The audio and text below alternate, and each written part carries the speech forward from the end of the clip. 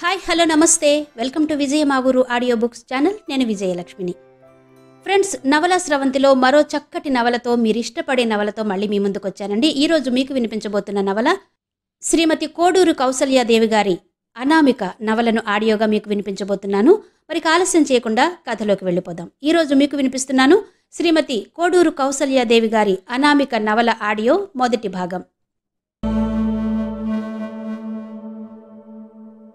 Hi Aparna, ఏం చేస్తున్నావు? తీయగా నవ్వింది అపర్ణ, ఫోన్ను సవరిస్తూ రెండో చేత్తో. ఏం చేస్తాను, బద్ధకంగా అటు ఇటు దొర్లుతున్నాను. అబ్బా, ఏమన్నా ప్రోగ్రాం వేసుకుందామేంటి? అవతలి కంఠం ఏం చెప్పిందో తెలీదు. అయితే సరిగ్గా 10 గంటలకి ఇక్కడికొచ్చేయి. ఫోన్ పెట్టేస్తూ అటాచ్డ్ బాత్రూమ్ నుండి బయటకొచ్చిన భర్త చూపులతో చూపులు కలిపి నవ్వింది పలకరింపుగా. అప్పుడే లేచారా? అప్పుడే కాదు, 8:30 దాటుతోంది. ఎవరికేంటి ఇంత పొద్దున్నే నీపై విరహబాధ కలిగింది? అడిగాడు సతీష్ నవ్వుతూ. ఇంకెవరు, మమతా రాజేశ్వరి. ఏ ప్రోగ్రామేంటి? ఏది, వాళ్ళిక్కడికొచ్చాక నిర్ణయిస్తాను. వంట మనిషి కాఫీ తెచ్చాడు. మాటలాగాయి. టిఫిన్ ఉప్మా చపాతీ చేశానమ్మగారు. అలాగే. వంట నాన్సెన్స్, లేస్తూనే న్యూసెన్స్. నేను క్రిందికి వచ్చాక చెప్తాను లేవన్నీ, వెళ్ళు. చిత్తమమ్మా. వార్డ్రోబ్ సవరిస్తున్న సతీష్ ఇటు తిరిగాడు. వంట మనిషి వెళ్ళిపోయాక అలా విసుక్కోకుంటే కాస్త నెమ్మదిగా చెప్పరాదు? ఏమక్కర్లేదు, అలాగైతేనే వాళ్ళు అణిగిమణిగి పడి ఉంటారు అంది కాఫీ కప్పు చేతికి తీసుకుంటూ. అబ్బా, కాస్త ముఖం కడిగి తాగుదు, ఎన్నాళ్ళు ఈ చిన్నపిల్లల తంతు అన్నాడు సతీష్. సారీ డార్లింగ్, ఆ కాఫీ పడందే నేనసలు మంచం దిగలేను. నా వార్డ్రోబ్ ఎంత చికాగ్గా ఉందో చూసావా? కొంచెం సర్ది పెడతావా? అపర్ణ వదనం అప్రసన్నంగా మారిపోయింది ఆ ప్రశ్నతో. అబ్బా, అటువంటి హెడేక్ పనులు నాకెప్పుడు చెప్పొద్దు. నాకు చికాకు. ఓపిక ఉంటే నా ఆల్మరా కూడా మీరే సర్ది పెట్టండి. ఇంకా నయంలే, చీరలు ఉతికి ఇస్త్రీ చేయమన్నావు కాదు. ఏ తప్ప? మమత భర్త ఆవిడ చీరలు ఉతుకుతుండగా నేను నాడు చూశాను తెలుసా? టై నాట్ వేసుకుంటున్న సతీష్ చివాలుని ఇటు తిరిగాడు అసహనంగా. సిగ్గులేదా నీకు ఆ మాట చెప్పడానికి? ఎందుకు? సమాన హక్కులు గర్వంగా అంది. ఇంటి నిండా నౌకర్లుండి మంచం దిగవలసిన అవసరం లేని నీకు సమాన హక్కులేం కర్మ, అధిక హక్కులే లభించాయి. ఇంట్లో ఓ నౌకరికైనా గతిలేని ఓ మామూలు ఉద్యోగి భార్య అయి ఉండి మమత నీతో సరిగా పెత్తనాలు చేయగలుగుతోందంటే ఆవిడ భర్త చీరలు ఉతుకుతాడు, గిన్నెలు కడుగుతాడు. మరి పూర్ఫెలో. అబ్బా, ఏ మీ మగవారి మీద అంత సానుభూతి? మహాతల్లి, పొద్దున్నే ఈ తర్కం దేనికి గాని కొంచెమైనా నువ్వు ఇంటి విషయాలు చూసుకుంటే బావుంటుంది. ఈ మధ్య ఈ కంపెనీ లాకౌట్ హర్తాల్తో నా మెదడు బాగా వేడెక్కిపోతోంది. అయితే నేనేం చేయను? కంపెనీ విషయం డైరెక్టర్స్ చూసుకుంటారు. అలాగే ఇంటి విషయం నువ్వు చూసుకోవాలి. నువ్వే డైరెక్టర్వి. అలా ఆ గార్డెన్ చూడు, పూల మొక్కలు ఎండిపోతున్నాయి. లాన్స్ పిచ్చిగా పెరిగాయి. కట్ చేయించాలి, నీరు పెట్టించాలి. ఈ గదుల అలంకరణ కాస్త మార్చాలి. అల్మరాలు సర్దాలి. నౌకర్లుంటే ఏంటి, దగ్గరుండి నువ్వు చేయించాలి అన్నాడు సతీష్. బాబోయ్, నేనే? నాకంత ఓపిక లేదు. ఎలాగో అలాగుంటాయి అంది అపర్ణ. అవును, ఇంటి విషయాలకు ఓపిక లేదు కానీ ఊరి మీద బలాదూరు మాత్రం తిరుగుతావు. ఎందుకు? ఏంటంత ఆనందం అందులో? సతీష్ అడగడంలో అధికారం లేకున్నా మృదుత్వం లోపించింది. అపర్ణ లేచి నైట్ గౌన్ సవరించుకుంటూ అతడి దశ కోపంగా అసహనంగా చూసింది. నా అలవాట్లివే, నేనిలాగే ఉంటాను. నాకు పనులంటే అసహ్యం. అయినా మనకు పనులు చేసుకు బ్రతకాల్సిన కర్మేంటి? సతీష్ తర్కం మాని ఆమెను నకసిక పర్యంతం చూశాడు. అవును, తనలో తాను గొణుక్కున్నాడు. మనకు పనెందుకు? పనులు చేసుకునేవాళ్లు పిచ్చివాళ్లు. కిటికీ వద్ద నిలబడి బద్ధకంగా బయటకు చూస్తున్న అపర్ణ విసుగ్గా అంది. అబ్బా, అసలు నాకు తీరికెక్కడిది? ఇదిగో ఇప్పుడు స్నానం చెయ్యాలి. ఫ్రెండ్స్ వస్తారు. తర్వాత ఎక్కడికైనా వెళ్ళాలి. వచ్చేసరికి అలసిపోతాను. ఇక పని ఎలా చెయ్యాలి? భేష్, ఒక స్త్రీ తనకు బిడ్డలున్నారని, తనకు సుఖము శోకులు కావాలని మరిచి అహోరాత్రులు శ్రమించి దేశాన్ని పాలిస్తున్నారు. తమకు ఓ జీవితము అనుభూతులు కావాలనేది విస్మరించి కొందరు స్త్రీలు కళాసేవ చేస్తున్నారు. తమ ఇల్లు వాకిలి దిద్దుకుంటూ భర్త బిడ్డల ఆలనా పాలనలు చూసుకుంటూనే సాహిత్య సేవ చేసి పేరు గడిస్తున్నారు మరికొందరు స్త్రీలు. మరి నీవు? నీ ముఖం నువ్వు కడుక్కోవడానికి, స్నానం చేయడానికి ఓపిక లేదు. పూర్ ఫెలోస్, నిర్లక్ష్యంగా అతిశయంగా అన్నది అపర్ణ. హాయిగా తిని తిరగక ఈ సేవ ఆ సేవ అనుకుంటూ ఊబిలో కూరుకుపోయే పిచ్చివాళ్లకు నాకు పోలికేంటి అంది. పూర్ ఫెలోసు వాళ్ళు కాదు, నన్ను చూసి నేనే జాలిపడాలి అన్నాడు సతీష్. నిరసనగా తిరిగి మంచం మీద వాలింది.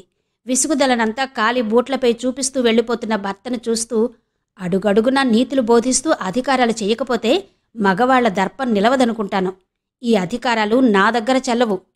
మేడమెట్లు దిగుతున్న సతీష్ ఆ మాటలు విని తల పంకిస్తూ వెళ్ళిపోయాడు. అయ్యగారు ఉపాహారము కాఫీ తీసుకోకుండా ఎందుకు వెళ్ళిపోతున్నారో తెలియక పిలిచే సాహసం లేక వంట మనిషి చూస్తూ ఉండిపోయాడు. హాయ్ మిత్రమా, ఏం చేస్తున్నావు?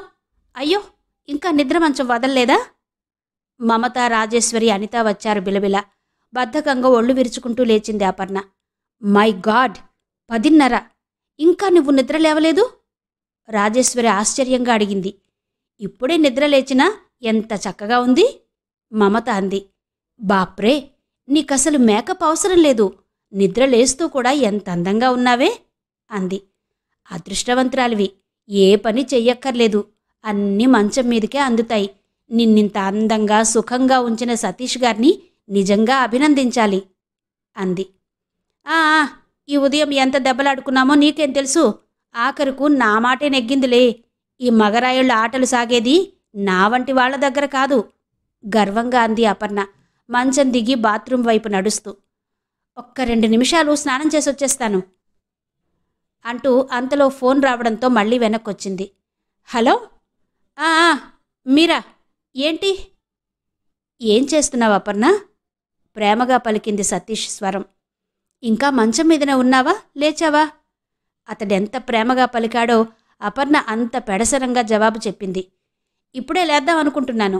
మీరు ఫోన్ చేయకపోతే మరో గంట పడుకుందును హాయిగా. వారెవ్వా, పద్మశ్రీలాగా నీకు నిద్రశ్రీ బిరుదివ్వాల్సిందే.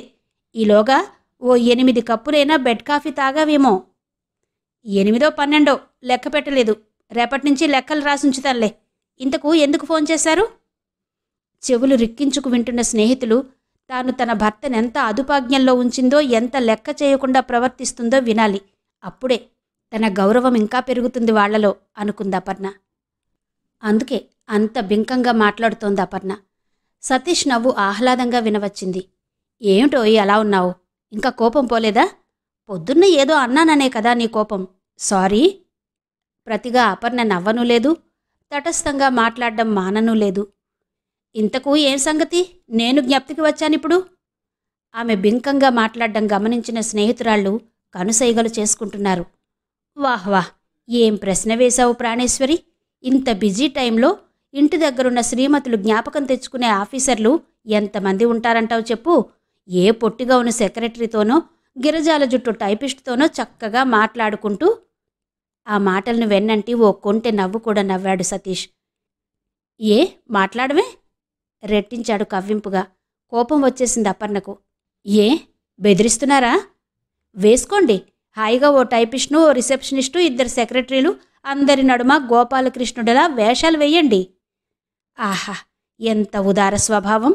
లోకల్లో అందరి శ్రీమతులు ఇలాగే ఉంటే. అతని మాట పూర్తి కాకుండానే అడుగడుగునా బృందావనాలు వెలిసేవి. సరే, ఫోన్ పెట్టేస్తున్నాను అంది అపర్ణ. అంత పని చేయకు.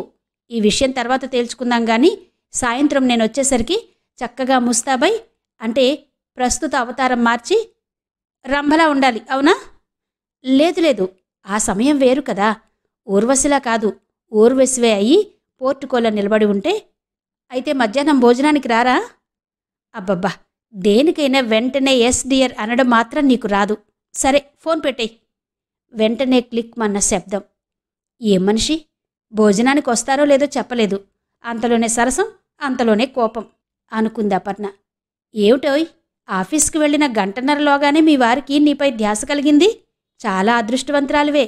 మా వారు వారం రోజులు క్యాంపులో ఉన్న ఓ ఉత్తరం ముక్క, ట్రంకాలు ఏమీ ఉండదు అంది మమత. ఆ మాత్రం సరదాలు సరసాలు తెలియడానికి నోచి పుట్టాలేవే. మన చాలీచాలని బ్రతుకులకు, అపర్ణ దర్జాలకు పోలికేంటి? ఏ క్షణంలో మాట్లాడుకోవాలన్నా ఈవిడ గారికి గదికి ఓ రిసీవర్, ఆఖరుకు బాత్రూంలోనూ, ఇక్కడ బెడ్ పక్కన కూడా ఫోన్, అక్కడ ఆయన గారి టేబుల్ మీద 5 ఫోన్లు, మనవెందులో సమం? రాజేశ్వరి చేతులు కన్నులు తిప్పుతూ వీలైనంత అధికంగా శ్లాఘించింది. విని విననట్టు చూసి నవ్వి నవ్వనట్టు గర్వంగా ఓ చిరుహాసం పారవేసి స్నానాల గదిలోనికి నిష్క్రమించింది అపర్ణ. ఆమె తలుపు మూసుకున్నాక రాజేశ్వరి మమత దశ చూసి ఆక్షేపణపూర్వకంగా కనుబొమ్మలు విరిచింది. మమత హేళనగా కనులు పెదవులు అటూ ఇటూ తిప్పింది. ఎంత గర్వంరా బాబు! ఆ మొగుడుగాడితో కూడా ఎంత టెక్కుగా మాట్లాడుతోంది చూసావా? అనిత గుసగుసలతో అంది. ఏడిశాడు, అదుపులో పెట్టుకోవడం రాక అలా భరిస్తున్నాడు అంది రాజేశ్వరి. ఎలా పెడతాడు? మనలాంటి మామూలు భార్య కాదుగా, పోషిస్తున్నాడని పడి ఉండేందుకు. అతడి వ్యాపారానికి సరిపడినంత కట్నం తెచ్చి అతడిని ప్రిన్స్ను చేసిందాయే, ఖరీదైన భార్య. అయితే ఈ బిజినెస్ అంతా అతడిదేనా? కాదులే, ఇతడు మేనేజింగ్ డైరెక్టర్. తనకంటే ఎక్కువ పెట్టుబడిదారులిద్దరితో కలిసి చేస్తున్నాడు పెద్ద చేతి పనుల పరిశ్రమ. ఫారిన్ ఎక్స్పోర్ట్ కూడా ఉందట. అందుకే మరి ఈ ఇంటికి మనుషులకు అడుగడుగునా ఇంత బడాయి. ఊరుకోండి, వస్తున్నట్టుంది, మనకెందుకు? అవునులే, మనకు కావలసింది ఆవిడ ప్రాపకంలో 4 డబ్బులు, ఏదో సినిమాలు హోటళ్లు బేవార్సుగా గడిచిపోతాయి ఈ బంగారు పిచ్చుకు వల్ల, అంతే. గుంభనంగా ముసిముసి నవ్వులు నవ్వుకున్నారు. ఏమీ ఎరగనట్టు మ్యాగజైన్స్ తిరగేస్తూ కూర్చున్నారు. డ్రెస్సింగ్ టేబుల్ ముందు ఆసీనురాలయ్యింది స్నానం చేసి వచ్చిన అపర్ణ. ఆమె అలంకరణ సామాగ్రినంతనూ విడ్డూరంగా అసూయగా చూస్తున్నారు స్నేహితురాళ్ళు. ఆ నెయిల్ పాలిష్ బావుందే, ఆ షేడ్ను చూడ్డం ఇదే మొదలు నేను అంది మమత. ఫారెన్దిది గర్వంగా చెప్పింది అపర్ణ. ఆ మధ్య ఆయన బిజినెస్ టూర్ వెళ్ళినప్పుడు నేను వెళ్ళానుగా, చాలా తెచ్చాను. చీరలు, సింగార వస్తువులు, tea sets, coffee sets, wine set. అబ్బా, వాటికి చాలా ఖర్చయి ఉండాలిగా? రాజేశ్వరి కళ్ళు తిప్పింది. నిర్లక్ష్యంగా నవ్వింది అపర్ణ. వాటి ఖరీదుల కంటే వాటి మీద డ్యూటీ ఎక్కువైంది. మీరు ఊహించలేరు కూడా ఆ అంకెలు అంది అపర్ణ. మిత్రత్రయం ముఖమండలాలు ఒక్కసారి వాడిపోయి అంతలో వెంటనే తేరుకున్నాయి. మాకేం తెలుస్తాయిలే అపర్ణ మీ బోటి పెద్ద అంతస్తుల్లో విషయాలు. ఏదో నీ మనసు మంచిది గనక హైస్కూల్లో స్నేహితుల్ని ఇప్పటికీ గుర్తుపెట్టుకుని వదల్లేక ఉన్నావు. ఆ మధ్య మా బిఏ క్లాస్మేట్ మనోరమ కనిపించి బజార్లో ఎరగనట్టే ముఖం తిప్పుకుని వెళ్ళిపోయింది. మొగుడికి ఏం బిజినెస్ ఏంటి, బాగా ఉన్నవాళ్ళా? అపర్ణ ముఖం చిట్లించి అడిగింది. విరగబడి నవ్వింది రాజేశ్వరి. ఇంకా పెళ్ళే కాలేదు, 30 ఏళ్ళొచ్చినా ఉద్యోగం చేస్తోందిలే. ఏడిసింది. అందుకు గర్వమెందుకు? పెళ్ళైన వాళ్లను చూస్తే పెళ్లి కాని వాళ్లకు దుగ్ధ, అంతే. బిఏలు ఎంఏలు చూసుకుని గర్వమెందుకు? సిగ్గుపడాలి. మా నాన్న 2 లక్షలిచ్చి పెండ్లి చేయగల తాహతుంది గనక నాకు 3rd ఫారం చదువుతూ ఉండగానే పెళ్ళయింది. సరైన తాహత గల వాళ్లతో, ఆ యోగము యోగ్యత లేనివాళ్లు ఈశ్వరో దేవుడో అంటూ చదువుకోవాలి బిఏలు ఎంఏలు. అంతలో వయసు ముదిరిపోయి పెళ్ళిళ్ళు కాక ఉద్యోగాలకు ఎగబడతారు. అతిశయంగా బాణాల వంటి విసురులు విసిరేసింది. శ్రోతలు శిలల్లాగా అయిపోయారు. గమనించినట్టే అపర్ణ వంట మనిషిని పిలిచింది. పానకాలు? కోపమంతా వర్షిస్తున్న ఆ ధ్వనికి భవనమంతా దద్దరిల్లింది. సదరు నామధేయుడు వచ్చి వంగి నిలిచాడు ఎదుట. నా ముఖ్య స్నేహితులొచ్చి ఇంతసేపైనా కాఫీ పలహారాలిచ్చావా? చెప్పాలా వేరే? మీరు మాట్లాడుకునేటప్పుడు రావద్దంటారు కదమ్మా, అందుకని ఇక్కడికి తెమ్మంటారా? క్రిందికి వస్తారా? వస్తానులే, టేబుల్ మీద పెట్టాన్ని. చూడు, వంట కూడా త్వరగా కాని. వీరందరికీ మధ్యాహ్న భోజనాలు ఇక్కడే. చిత్తమమ్మా. ఇంతకు ముందు గుచ్చుకున్న విషబాణాల బాధను విస్మరించి శ్రోతత్రయం వదనాలు వికసించాయి మళ్ళీ. నడవండి కిందికి, వస్తున్నాను అని వారితో అంటూ గది శుభ్రపరచడానికొచ్చిన పని మనిషి లక్ష్మిని సాధించడంలో నిమగ్నమైంది అపర్ణ. ఏ ఒళ్ళు దగ్గరుందా నీకు? ఏం చేశానమ్మగారు? బిత్తరపోతూ అడిగింది వణికిపోతూ. పక్కలు రోజు మార్చాలని తెలీదు, అవే సర్దేసి పరుస్తున్నావు మళ్ళీ? అవునండి, పొరపాటైపోయింది. బీరువాలో నుండి మరో పూల అద్దకం ఉన్న దుప్పట్లు తీసి పరిచింది లక్ష్మి. మీరు ఆ మ్యాక్సీయే ఉంచుకుంటారా అమ్మా? చీర తీసి ఇమ్మంటారా? ఇది కాదు, ఆ బీరువాలోది నీలం రంగు చీర ఉంటుంది, తీసి కిందికి తీసుకురా, భోజనాలయ్యాక వేసుకుంటాను. ముందుగా మెట్లు దిగి కింది హాల్లోకి వెళ్ళిపోయిన రాజేశ్వరి బృందం మాడు మొహాలతో తమలో తాము మెల్లగా మాట్లాడుకుంటున్నారు. కుక్కల్లాగా తిరుగుతున్నామని అలా విదిలించి పారేస్తోంది. గతిలేని వాళ్ళు చదువుతారట, బిఏలు ఎంఏలు. తనకు చదువులేని అసూయ అది. అవుననుకో, కానీ మనమేమనుకుంటామో అని కూడా లేదు. తన కట్న కానుకలు, విదేశీ యాత్రలు, భర్త హోదా ఎంత గొప్పగా చెప్తుందో చూసావా? ఆవిడని ఎప్పుడు కలిసినా మనకి అతిశయపు మాటలు విసురులు వినక తప్పడం లేదు. ఇష్టమయ్యే చచ్చినట్టు వస్తున్నాం, భరిస్తున్నాం. మనం మన భర్తలకు కాస్త ఇంకేమైనా మంచి ఉద్యోగాలు ఇప్పించగలదని, అడపాదడపా అవసరాలకు డబ్బు సర్దుతోందని, ఎక్కువగా సినిమాలు వినోదాలు రుచి చూపుతోందని. అంచేత ఇక అనుకోవద్దు. అదిగో వస్తోంది. లక్ష్మి చీర, మ్యాచింగ్ బ్లౌజు, అదే రంగు బెల్టు, స్లిప్పర్లు తెచ్చి, ఎక్కడ పెట్టానండి అమ్మగారు అంది. నీ నెత్తి మీద. ఫూల్, రోజూ పెట్టేదానువు గుర్తులేదు? ఎక్కడ పెట్టాలో నా గదిలో ఏడువు. ఏం పానకాలు, వంట అవుతుందా? పడి నిద్రపోతున్నావా? అతడికి కూడా ఓ హెచ్చరిక పారేసింది. అవుతుందమ్మగారు. ఓసారి మాలినిలా పిలు అని డ్రాయింగ్ రూంలోకి నడిచింది. క్షణాల్లో అతడు హాజరయ్యాడు. ఏం గవరయ్యా, నీ పని ఏంటో నీకు తెలుసా? ఆయ్ ఏమాయ్ నీ ముఖం? ఏ మాకు డబ్బు చెల్లక నిన్ను పెట్టుకున్నామా? ఏం చేశానండమ్మా? అమ్మా కాదు, అమ్మగారు అని సరిగ్గా పిలవడం నేర్చుకో. ఆ లాన్లు అలా పెరిగిపోయాయి. కట్ చేయలేదే? పూల మొక్కలకు సరిగ్గా నీరు లేదని అయ్యగారి ఉదయం ఎంత హంగామా చేశారో తెలుసా? నాకు వారం రోజుల నుండి జ్వరం కదండమ్మా. అమ్మగారు, నిన్ననే వచ్చానండి పనిలోకి. నడు, మళ్ళీ అలాంటివి జరగకూడదు. ఎందుకొస్తుంది వెధవ జ్వరం రోజు? ఏదో వంక ఇంట్లో కూర్చుని తేరగా తినడానికి. పోయి పని చూసుకో, నడు. ఈ ప్రదర్శిస్తున్న అధికారమంతా మనం కూడా చూడాలనేగా? రాజేశ్వరి మిగిలిన ఇరువురితో గొణిగింది అపర్ణ ఏదో ఫోన్ కాల్ వింటుంటే. మళ్ళీ ఆమె వచ్చి ఎదురుగా కూర్చునేసరికి ముగ్గురు పిల్లిపిల్లల్లా ముడుచు కూర్చున్నారు. ఆ గది అలంకరణను, అందులో సామగ్రిని అబ్బురపాటుతో చూస్తున్నట్టు నటిస్తూ. పద్మ కూడా వస్తోందట, ఫోన్ చేసింది. చక్కగా 5గురు ఉన్నాం గనక పేక ఆడుకుందాం, భోజనాలయ్యాక మ్యాట్నీకి వెళ్దాం.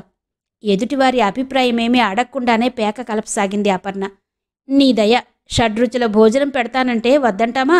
హాయిగా వంట మనిషి వండి వడ్డిస్తుంటే తినే యోగం మా ఇళ్ల దగ్గర మాకెలాగూ లేదు. ఇక్కడైనా అనుభవిస్తాం ఆ సుఖం అన్నారు వాళ్ళు. గర్వంగా నవ్వి ఊరుకుంది అపర్ణ. కానీ అపర్ణ, నువ్వు పద్మ పాయింట్కు 100-200తో ఆడతారు. మీతో మేము సరితూగలేం. అలా ఆడితేనే ఈ ఆటలో మజా. మా తోడికోడలు మరిది వచ్చారు 10 రోజుల కిందట. ఊళ్ళో ఉన్న సినిమాలు, పార్కులు అన్నీ చూసేశాం. ఇంకేం చెయ్యాలి? ఈవిడ బోర్గా ఉందంటే ఈ రోజుటి తీసుకొచ్చాను. రాసుమా, నేను అపర్ణగారు పేకాటలో కూర్చుంటే రోజులు కూడా గడిచిపోవలసిందే. అలా ఆర్భాటంగా ప్రవేశించిన పద్మను, సుమను అంతకంటే అట్టహాసంగా ఆహ్వానించింది Aparna. Ice cream, fruit salad సిద్ధంగా తెచ్చాడు పానకాలు. అతడికి తెలుసు ఎవరికేమివ్వాలో. ఆ ముగ్గురు హాయిగా ఆడుకుంటుంటే ఈ ముగ్గురు చూస్తూ కూర్చుని సంతోషం నటించసాగారు. ఒక రౌండ్ పూర్తయిందాట.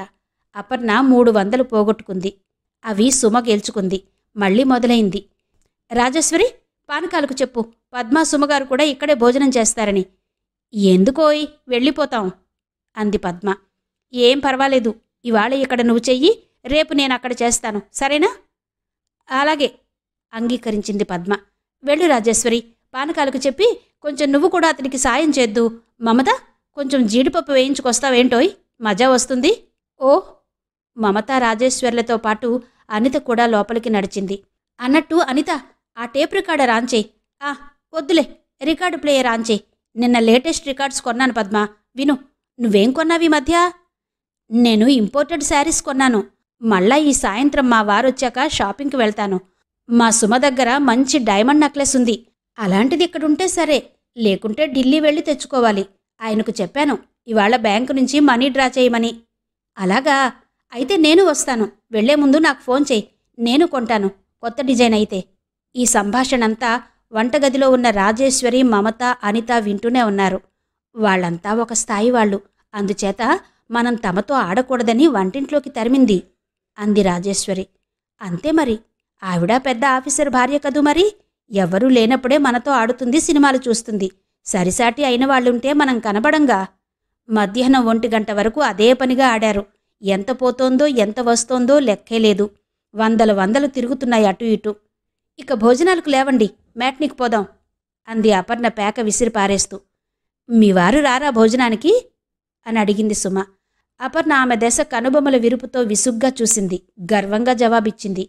వారులు వీరులు వచ్చే వరకు తపస్సు చేస్తూ కూర్చుని పంక్తి భోజనాలు తినాలనే పిచ్చి పిచ్చి గుణాలేమీ లేవు నాకు. వస్తే పానకాలున్నాడు, వడ్డిస్తాడు. నాకు కావలసినప్పుడు నేను భోజనం చేసేస్తాను. నేను అంతే అంది పద్మ. మా సుమ అలా కాదులే, అతడు రాందే భోజనమే చేయదు చెప్పింది. చాలాసార్లు వాళ్ళు బయటే భోజనం చేస్తారు. స్నేహితులతోనో పని కుదరకనో లేకపోతే ఆఫీసుకు చూడవచ్చిన పెద్ద ఉద్యోగులు అధికారులు వగైరా ఎవరెవరో ఉంటారు చూడండి, వాళ్ళతో మరప్పుడు మీ పని భజనేగా అంది అపర్ణ పద్మనుద్దేశించి హేళనగా. సుమకు అందులో అవహేళన గ్రాహ్యమే కాలేదు. అవునండి, చాలాసార్లు అలానే జరుగుతుంటుంది అంది అమాయకంగా. పెళ్ళున్న నవ్వింది అపర్ణ. శృతి కలిపింది పద్మ. మరి మీ ఆరాధనకు ఇక ఫలమేంటి అంది అపర్ణ ఇంకా నవ్వుతూనే. వెంటనే ఏం చెప్పాలో తెలియని సుమ కొంతసేపు మౌనం వహించింది. ఎందుకోనండి, ఆయన ఆఫీసులో అంత శ్రమ పడుతుంటారే, ఇంకా తిన్నారో లేదో అని ప్రాణం గిజగిజలాడుతుంది.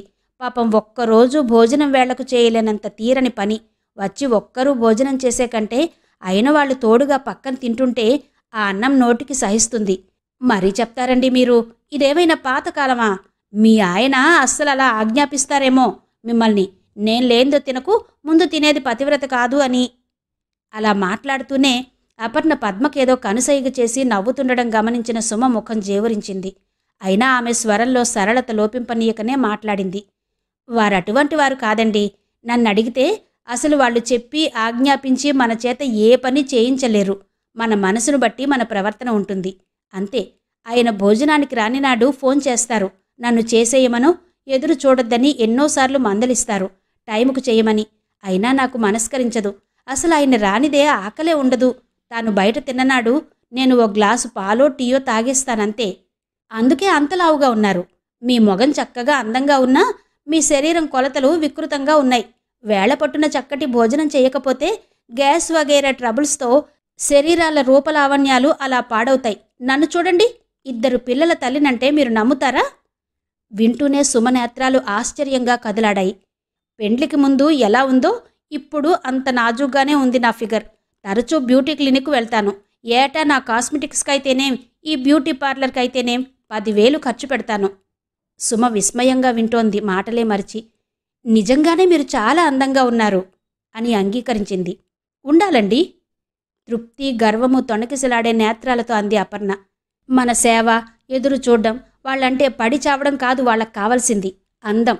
అది మనలో లేకపోతే ఉన్న చోటికి ఆకర్షితులవుతారు. అనంగీకారంగా తల అడ్డంగా ఊపింది సుమ ఆ మాటలకు. అందరూ అలా ఉండరండి.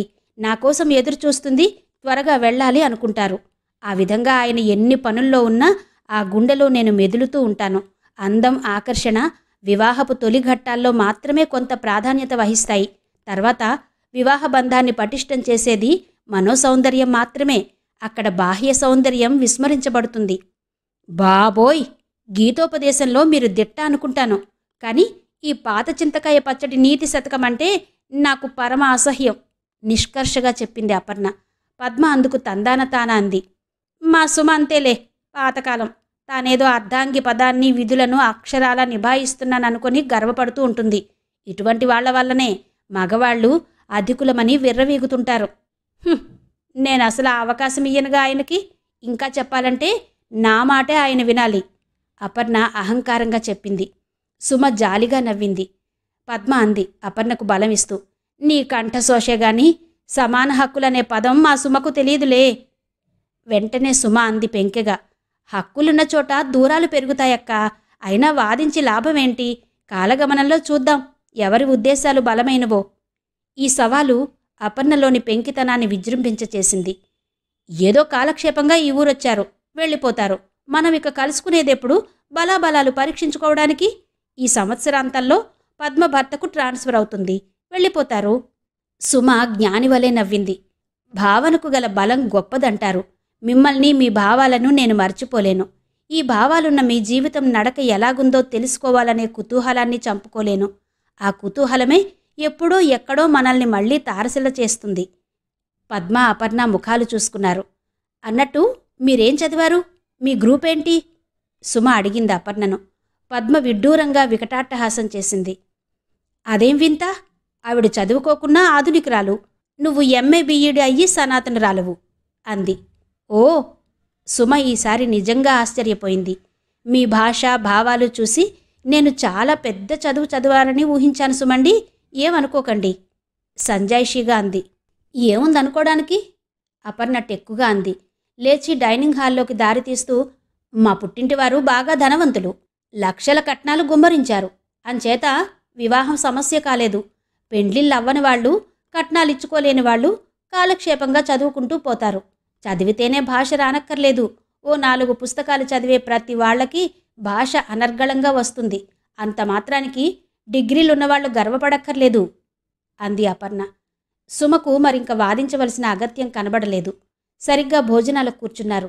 పానకాలు వడ్డనకు ఉపక్రమించారు. బయట కారు హారన్ వినిపించింది.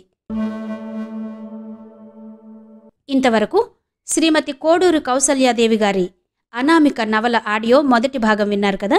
మిగిలిన కథ తర్వాతి భాగాల్లో వినిపిస్తాను. అంతవరకు సెలవా మరి. నమస్తే.